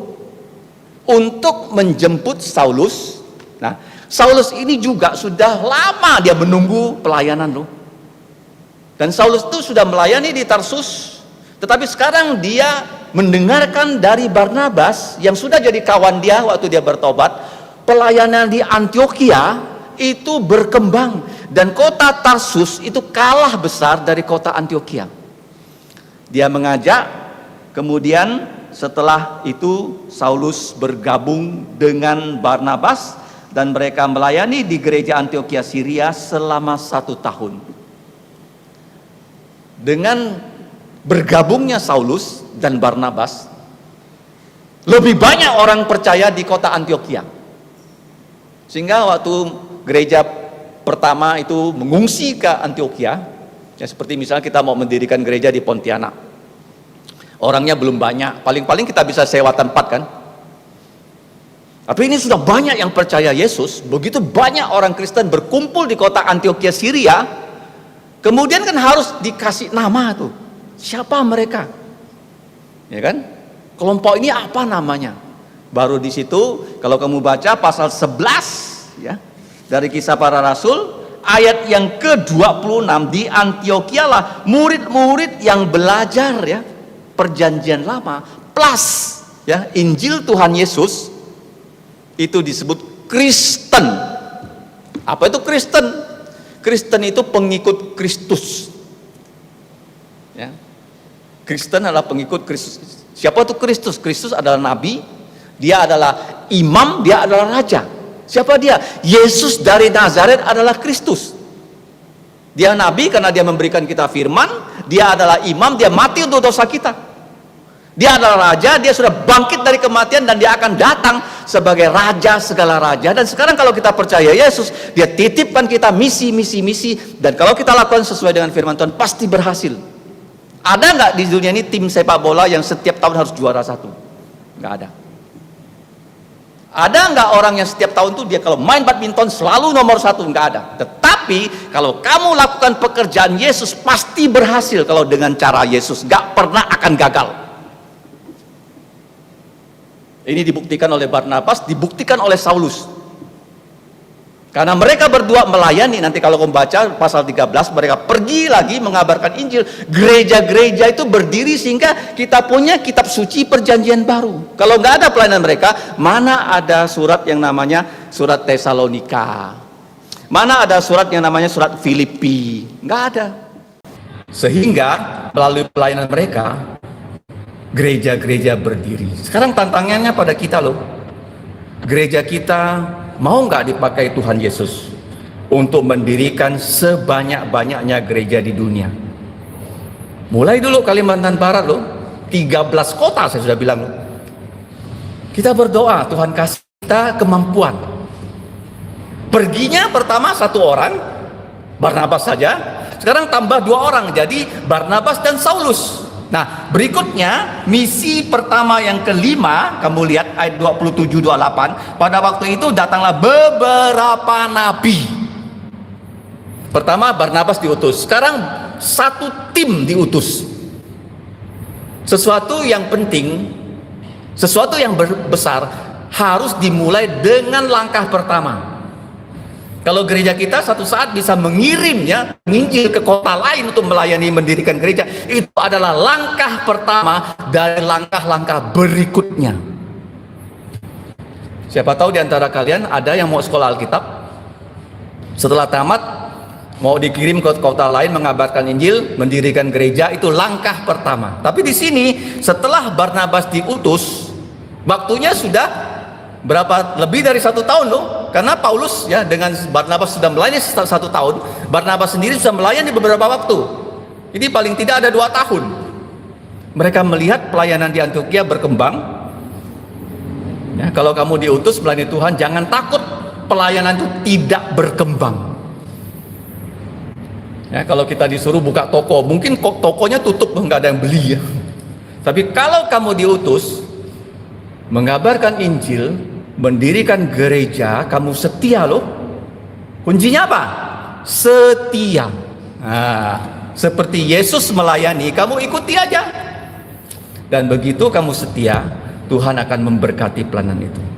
Seperti Barnabas, dia pergi sendiri karena pelayanan berkembang, dia ajak Saulus. Sekarang semakin berkembang, orang percaya di situ pertama kali disebut Kristen. Orang di Yerusalem ini bingung ya, kok sekarang orang di Antiokhia itu sudah ada dapat gelar baru, Kristen. Nanti gereja berdiri namanya gereja Kristen. Mereka kirim sekarang banyak nabi. Apa itu nabi? Nabi itu adalah orang yang diberikan Tuhan pengetahuan hal apa yang akan terjadi. Nanti kita pelajari orang yang bernama Agabus. Agabus ini namanya muncul 2 kali dalam Kisah Para Rasul. Dia mengatakan 2 hal yang belum terjadi akan terjadi, dan itu sungguh-sungguh terjadi karena dia dikasih tahu rencana Tuhan. Seperti Nuh ya, Tuhan bilang sama Nuh, kamu bangun bahtera karena tidak lama lagi aku akan turunkan hujan dan bumi ini akan saya musnahkan. Yang disebut oleh siapa? Nuh, karena dia nabi. Kemudian Elia dikasih tahu Tuhan, aku akan tidak turunkan hujan 3,5 tahun. Kamu kasih tahu tuh Raja Ahab, dia kasih tahu betul-betul hujan tidak turun 3,5 tahun. Nabi Yusuf juga kan, dia kasih tahu Firaun, panen berlimpah 7 tahun, setelah itu kelaparan 7 tahun. Kau tunjuk 1 orang untuk mengurusi negara Mesir. Raja itu bilang, kamulah Yusuf jadi Perdana Menteriku. Ini namanya nabi. Sekarang ada nggak nabi? Kalau kamu lihat di YouTube ada orang ngaku nabi. Nabi palsu yang ada. Sejak Alkitab ini selesai ditulis, tidak ada lagi nabinya. Tiba-tiba Tuhan berjumpa dengan saya. Oh, Indonesia ini COVID-nya akan selesai 5 tahun lagi. Terus saya bilang dari mimbar nih, dengarkan baik-baik. Ini adalah Nabi Peter Yoksan. Apa pesan Tuhan? COVID di Indonesia akan selesai 5 tahun lagi. Kamu percaya? Jangan percaya. Karena tidak ada lagi nabi. Nabi itu sampai selesai kitab ini ditulis, nggak ada nabi. Kalau ada orang muncul berikutnya menyebut dirinya nabi, itu palsu loh. Ya, banyak nabi kan, mendirikan agama kan, nggak ada lagi. Selesai. Agabus dia bilang 2 hal, ya, akan terjadi kelaparan, nanti kita pelajari. Dari ayat yang ke-27-28, Agabus oleh kuasa Roh Kudus ia mengatakan bahwa seluruh dunia akan ditimpa bahaya kelaparan yang besar. Hal itu ya betul-betul terjadi pada zaman Claudius. Kisah Rasul ini adalah sejarah gereja, sejarah dunia. Claudius itu adalah raja Roma yang berkuasa antara tahun 45, ingat ya, Indonesia merdeka tahun berapa? 45. Ya, gampang ingatnya, sampai 50-an. Jadi di zaman dia terjadi kelaparan yang besar di dunia ini. Kenapa kelaparan bisa terjadi? Itu panen gagal. Ya, kenapa dulu di Ethiopia itu sering kali ya, kalau kita lihat gambar di Ethiopia, orangnya kurus, gak punya makan ya. Terus dia terbaring di jalan. Terus ciri khas orang Ethiopia apa? Lalat itu begitu banyak di mana? Di tubuhnya. Kelaparan di Ethiopia karena gagal panen. Tetapi kalau sekarang kamu lihat Ethiopia, pertaniannya maju karena dibantu oleh Israel. Ya, mereka bisa membuat pengairan yang bagus ya dengan sistem komputer, sehingga mereka itu punya musim panen yang tidak gagal lagi. Jadi kita nggak pernah dengar lagi sekarang ya, oh Ethiopia itu kelaparan, nggak ada lagi. Nah, Tuhan sengaja mengumumkan kelaparan itu di gereja Antioquia. Sengaja loh. Tidak ada sesuatu terjadi kebetulan ya dengan gereja ya. Semua Tuhan sudah sengaja, Tuhan sudah punya rencana. Dan ketika diumumkan ya, ini peristiwa yang kelima, misi pertama, datang rombongan nabi. Di situ orang yang disebut namanya Agabus ya. Dia pertama berkata akan ada terjadi kelaparan. Nanti kalau kamu baca di pasal 20-an dia berkata, Saulus ini ya kalau ke Yerusalem akan ditangkap. Dan betul, Saulus ditangkap. Ya, dia gunakan ikat pinggang Saulus. Jadi belum terjadi, dia sebut terjadi. Kenapa bisa? Karena Tuhan yang kasih tahu dia, Roh Kudus ya. Sekarang ada nggak? Nggak ada lagi. Ya, jangan percaya kalau pendeta meramal sesuatu, itu bohong ya. Tugas dari hamba Tuhan menjelaskan firman Tuhan. Nabi, Rasul Yesus nggak ada lagi sejak Alkitab ini selesai ditulis. Ya. Nah, kenapa sampai dikirim ke kota Antioquia? Karena gereja di Antioquia itu nanti akan membalas kebaikan gereja Yerusalem. Kenapa membalas kebaikan gereja Yerusalem? Karena gereja di Antioquia itu kotanya besar, anggota gerejanya itu lebih punya banyak uang. Sehingga gereja Antioquia itu ya, mereka membalas ya kebaikan dari gereja Yerusalem dengan mengirimkan persembahan-persembahan. Jadi ini mengajarkan kepada kita apa? Hal yang penting, bahwa gereja di seluruh dunia itu derajatnya sama di mata Tuhan. Misalnya begini, kalau gereja kita diizinkan untuk mendirikan gereja misalnya di tempat yang lain, itu bukan berarti gereja di situ itu anak buah kita, bukan dong. Di gereja yang baru berdiri di situ, Tuhan akan mengirim gembala sidangnya yang bertanggung jawab langsung kepada Tuhan Yesus. Nah, gereja di Antioquia ini, kalau kita baca bagian terakhir ayat 29, lalu murid-murid memutuskan mengumpulkan sesuatu sumbangan persembahan sesuai dengan kemampuan mereka masing-masing. Nah, di sini ya ada kata sesuai kemampuan masing-masing. Kalau kamu bekerja, gaji kamu 5 juta, kamu kasih 500.000 per puluhan. Kalau kamu punya usaha, 1 bulan untungnya 10 juta, berarti per puluhannya 1 juta. Kalau kamu lihat di dalam Kisah Rasul pasal 4, pasal 5, itu mereka menjual barang loh, menjual loh, diberikan semua kepada gereja. Itu sementara. Ya, kalau zaman dulu, di zamannya negara komunis kan begitu. Ya, semua harta rakyat boleh dirampas jadi milik negara. Ya kan? Komunis. Ya, pernah terjadi di Alkitab. Di zamannya siapa? Ananias Safira, di zamannya Yusuf. Karena gereja Yerusalem itu miskin, mereka dianiaya, dan mereka yang punya harta menjual hartanya dan membawa uang semuanya loh ke kaki dari para rasul. Kalau sekarang nggak lagi loh. Ya, jangan sampai ada orang percaya, oh Tuhan Yesus akan datang bulan Desember nanti. Jadi kita akan hidup sampai bulan Desember. Sekarang jual rumahmu, jual mobilmu, jual semuanya, bawa ke gereja uangnya. Kita habiskan. Enggak. Dengan apa? Kemampuan masing-masing. Kalau dulu kamu sekolah kan, terima uang dari orang tua, nggak punya kemampuan kan? Tapi sekarang sudah kerja loh. Ya, yang sudah kerja, sudah punya income, jangan lupa kamu harus bawa persembahan ini untuk melayani Tuhan. Persembahan yang paling besar apa? Kamu mempersembahkan diri jadi hamba Tuhan. Ya, saya harap di sini ada anak-anak muda yang satu saat bilang, saya mau ya seperti Barnabas, saya mau seperti Saulus menjadi hamba Tuhan yang full time. Itu persembahan yang paling besar.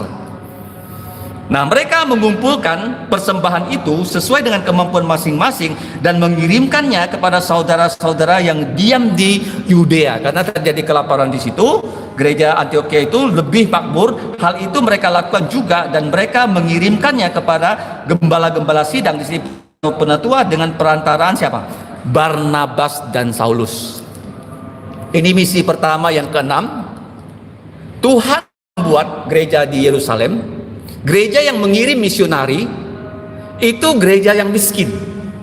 Tapi gereja di Antioquia itu gereja yang lebih kaya, dan gereja-gereja yang berdiri di luar Yerusalem itu menjadi gereja-gereja yang punya kemampuan keuangan lebih kuat daripada gereja Yerusalem.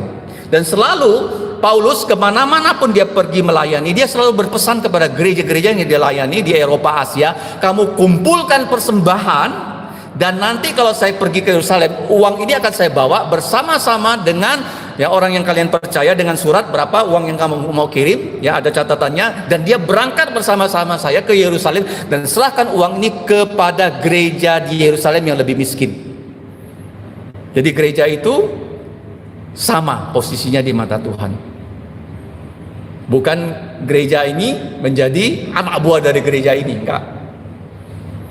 Dan pola yang Tuhan berikan kepada Saulus dan Barnabas terus Paulus lakukan, enggak pernah dia rubah pola itu. Coba kita baca 2 Korintus pasal 9. Ini pelayanan Rasul Paulus. Dia berpesan kepada gereja di Korintus. Pengumpulan uang untuk Yerusalem. Karena Yerusalem itu mereka itu dibenci oleh orang Yahudi loh.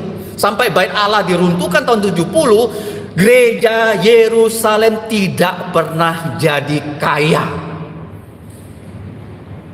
Tak pernah. Kenapa? Karena mereka orang Yahudi sudah menyelipkan Yesus, dan orang yang percaya Yesus di situ selalu dibenci dan dikucilkan. Sehingga mereka bisa bertahan itu berdasarkan kiriman ya, persembahan dari gereja-gereja yang didirikan oleh Tuhan Yesus melalui rasul-rasul dan Paulus dan Barnabas. Coba baca ya. Tentang pelayanan kepada orang-orang kudus, tidak perlu lagi aku menuliskannya kepada kamu. Aku telah tahu kerelaan jantungmu tentang mana aku megahkan kamu kepada orang-orang Makedonia. Jadi di Makedonia, kataku Akaya sudah siap sedia sejak tahun yang lampau.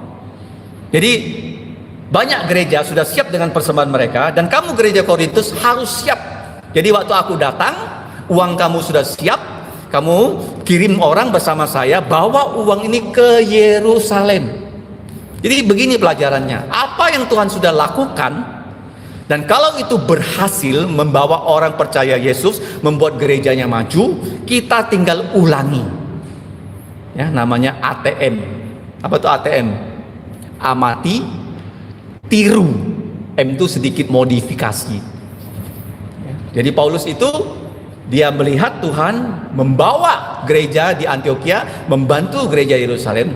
Sekarang kemana-mana pun dia dipakai Tuhan, membangun gereja.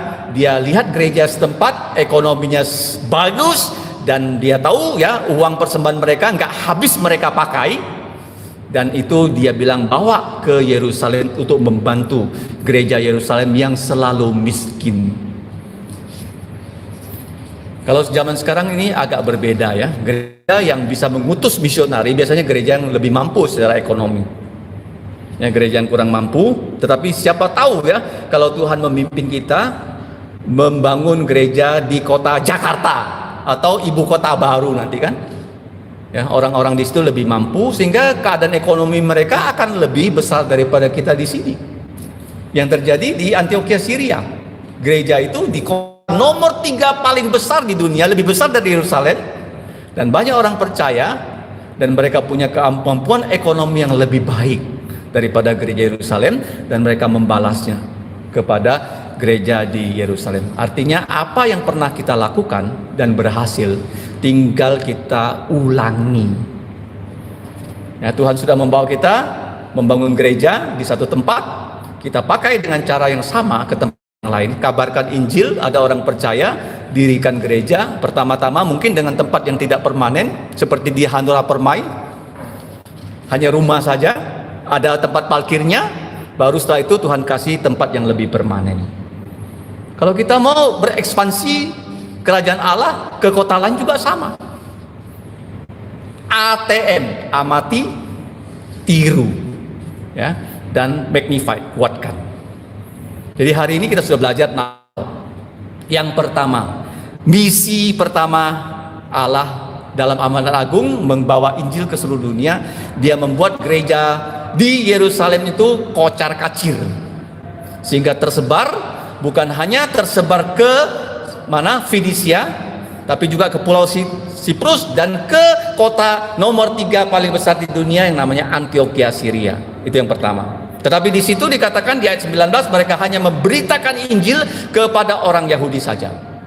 Tidak lama kemudian kalau kita lihat ayat 20-21, itu ada orang Kristen yang datang dari Pulau Siprus dan dari Afrika Kirene.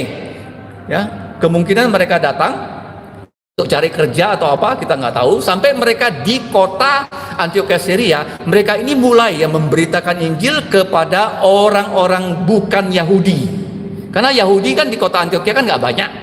Kalau untuk memperluas Injil harus diberitakan kepada semua manusia di situ dengan bahasa internasional, bahasa Yunani, dan Tuhan sebut di situ banyak orang percaya bertobat pada Tuhan.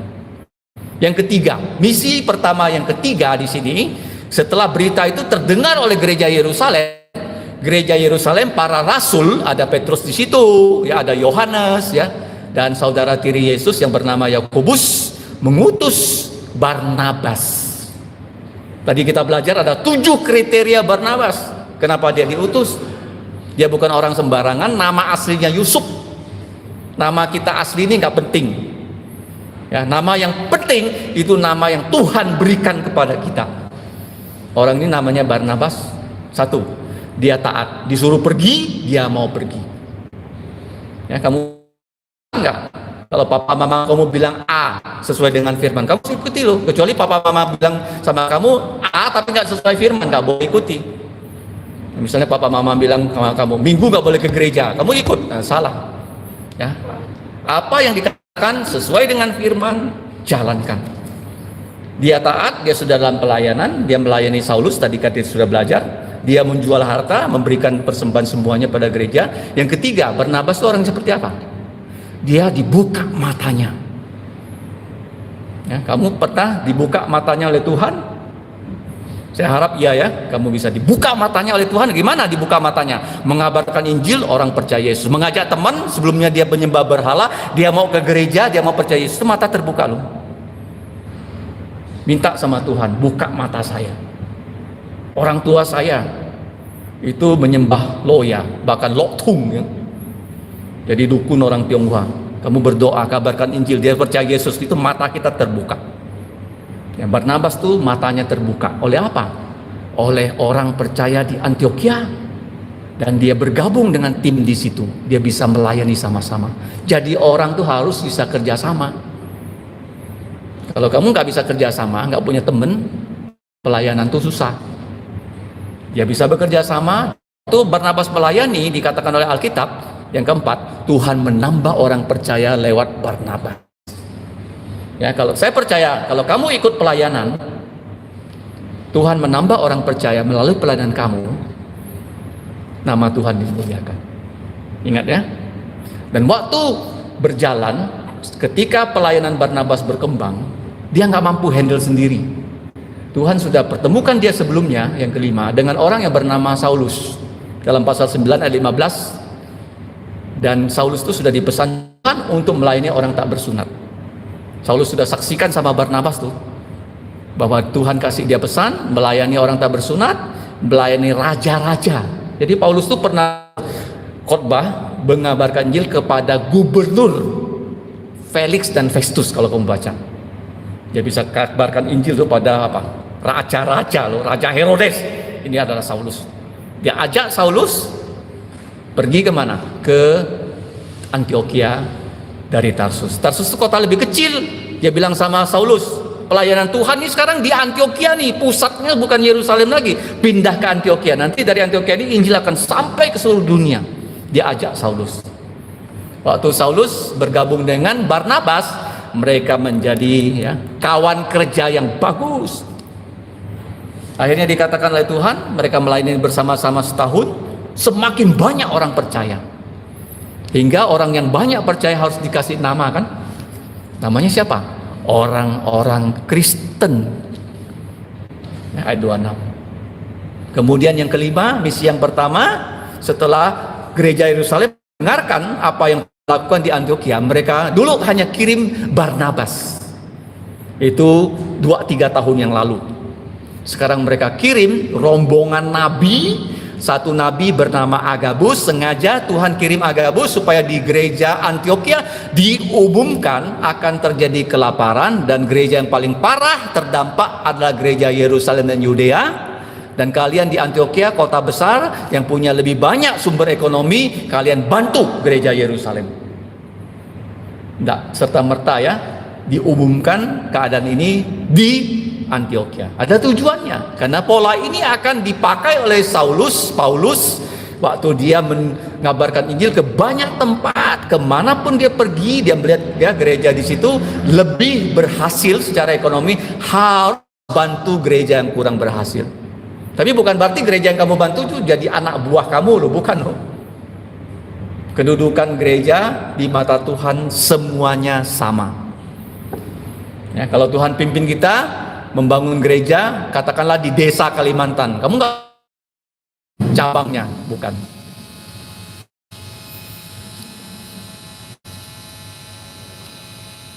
Terakhir, kita lihat di sini, Paulus akhirnya bersama-sama ya, rekannya Barnabas membawa persembahan ya kepada Tuhan Yesus ya, di gereja mana? Gereja Yerusalem. Kita berdoa ya. Bapa di surga, agar Engkau supaya firman-Mu yang sudah kami pelajari dapat kami lakukan, dan kami sangat mengucap terima kasih karena Engkau telah membuat ya gereja Yerusalem berkembang sampai ke Antioquia, bahkan nanti sampai ke ujung bumi, sehingga kami di Pulau Kalimantan ini bisa percaya Yesus karena adalah kelanjutan dari pelayanan dari gereja di Antioquia. Ya Bapa, mampukanlah kami gereja-Mu di sini untuk pembinjil dan mendirikan gereja seperti yang sudah dilakukan oleh gereja Antioquia dan Yerusalem. Ya Bapa, ampunilah dosa kami, tolonglah kami agar kami selalu taat dan setia seperti para rasul, seperti Barnabas dan Saulus. Demikianlah ya Bapa doa kami yang kami naikkan hanya di dalam nama Tuhan Yesus Kristus. Kami berdoa dan berterima kasih. Amin. Kita berdiri, pujian kita yang terakhir adalah nomor 367. Yesus selamatkanku, 367. So do re mi. 1, 3. Ku dengar suara gemar, Yesus selamatkanmu. Kabarkanlah lainnya, Yesus selamatkanmu. Kabarkan pada mereka tentang keselamatannya. Bergegas majulah terus, Yesus selamatkanmu. Kabarkan warta suka, Yesus selamatkanmu. Pada orang berdosa, Yesus selamatkanmu. Bernyanyilah hai pulau, bergemalah samudra. Bangsa-bangsa wartakan, Yesus selamatkanmu. Kabarkan keselamatannya, Yesus selamatkanmu. Bangsa-bangsa dengarlah, Yesus selamatkanmu. Bersoraklah dan pujilah, anugerahnya besarlah. Inilah kidung yang menang, Yesus selamatkan. Roma 10:17. Jadi iman timbul dari pendengaran, dan pendengaran Allah. Mari kita berdoa. Allah Bapa kami yang bertahta kekal dalam kerajaan sorga, Allah Bapa yang telah menyelamatkan kami melalui putramu Tuhan Yesus Kristus yang adalah kepala gereja, yang pada hari ini Engkau telah kumpulkan gerejamu di atas muka bumi ini untuk menyembah Engkau dalam roh dan kebenaran dalam kebaktian umum pagi hari. Ya Bapa, kami mengucap untuk kebaktian umum, kebaktian anak, kebaktian usia indah, dan kebaktian keluarga di rumah orang-orang saudara kami yang tidak dapat datang ke gereja. Kiranya semua ini dapat berkenan kepada Engkau. Sebentar lagi ya Bapa, kami akan pulang ke rumah kami masing-masing. Kami menyerahkan kehidupan kami ke dalam pimpinan-Mu. Mohon Kau memakai kami menjadi saksi Tuhan Yesus yang mengabarkan Injil seperti Barnabas dan kawan-kawan. Kiranya ya Bapa, melalui pelayanan kami di akhir zaman ini, nama-Mu dimuliakan. Lebih banyak orang bisa percaya Yesus karena tangan-Mu yang bekerja. Ya Bapa, sertailah kami semua, baik yang masih kecil, sudah sekolah, yang sudah bekerja, bahkan seluruh keluarga kami, agar kami semuanya diselamatkan oleh Tuhan Yesus, dan kami bisa menjadi saksi untuk Tuhan Yesus, untuk kemuliaan nama ya Bapa, nama dari Tuhan Yesus, dan nama dari Allah Roh Kudus. Demikianlah ya Bapa doa kami yang kami naikkan hanya di dalam nama Tuhan Yesus dan bersyukur. Amin. Amin. Amin.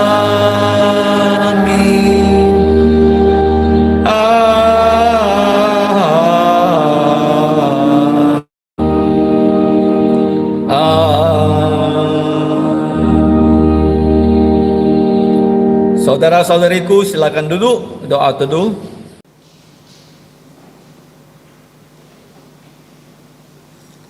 Tuhanmu memberkatimu dan melindungimu.